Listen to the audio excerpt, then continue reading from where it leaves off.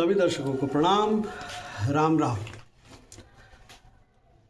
एक Israel America का युद्ध नहीं, सॉरी, इज़राइल अमेरिका का नहीं, इज़राइल के थ्रू अमेरिका ने ईरान पर युद्ध छेड़ दिया।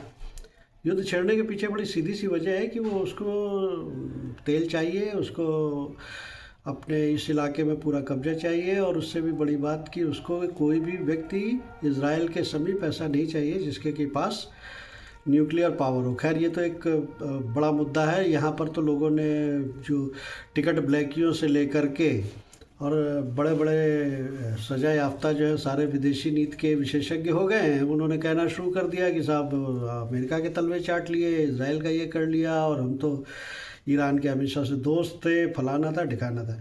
अरे भाई लोगों, मैं विदेशी नीति का कोई मर्मज्ञ नहीं हूँ, लेकिन इतना बहुत मैंने भी देखा है कि जिस ज़माने की विदेश नीति की आप बात कर रहे हैं, समाज ठहरा हुआ था, बाइपोलर था, कहाँ जाना है, क्या जाना है, ये आप आराम से डिसाइड कर सकते थे, सालों साल उस बात पर बने रह सकते थे। क्यों?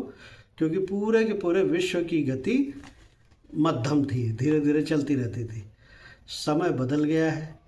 समय इतना बदल गया है कि आज सुबह क्या होने वाला है और कौन सा एआई कौन सी प्रेडिक्शंस करना शुरू कर दे और कौन सा इलाके में किस चीज़ के लिए वॉर छिड़ जाए, कुछ भी पता नहीं रहता। इसलिए इतने सब होने के बावजूद भी, और वो जो आपकी तथाकथित तटस्थ विदेश नीति थी, वो केवल इसलिए चल पा रही थी क्योंकि जो सत्ता संतुलन था वो बिल्कुल बैलेंस था। उस समय रूस भी उतना ही पावरफुल था, यूएसएसआर जिसको उस समय कहते थे, अमेरिका भी उतना ही पावरफुल था, और छोटे छोटे देश और भी जो यूरोप के थे वो भी उतने पावरफुल थे। अब सत्ता का पूरा इम्बैलेंस हो गया है।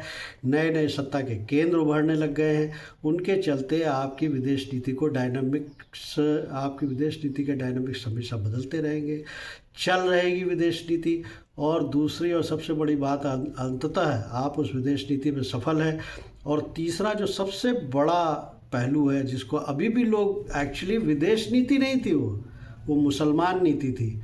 मुसलमान किस चीज़ से खुश होंगे, किससे संबंध रखने में बहुत अच्छा लगेगा उनको, कि कौन हमारे यहाँ विज़िट पे आना चाहिए, किसके यहाँ हमें जाना चाहिए, ये सब वोट बैंक, मुसलमानों के वोट बैंक से तय होता था, विदेश नीति से नहीं तय होता। खैर, अभी के लिए इतना ही। नमस्कार। चैनल को सब्सक्राइब जरूर करें। धन्यवाद।